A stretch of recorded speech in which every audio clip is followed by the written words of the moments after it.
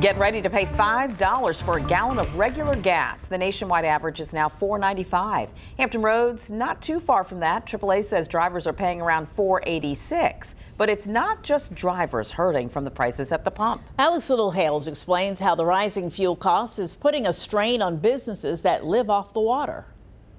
It's often said that we get what we pay for. We're actually running a special on these this week. But your neighborhood seafood market's fresh catch might run you a little extra. We're charging, way more than we've ever charged.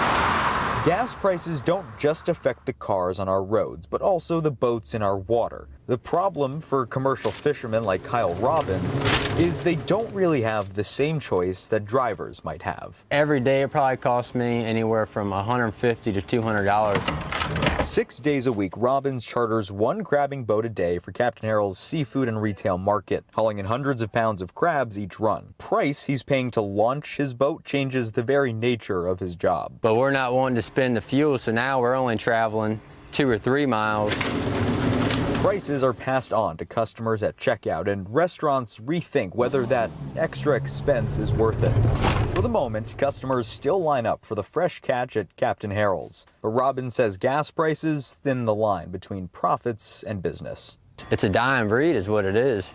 It's going to get to a point where the customers just aren't going to buy it because it's going to be so outrageously expensive. In Pocosin, I'm Alex Littlehales for 13 News Now.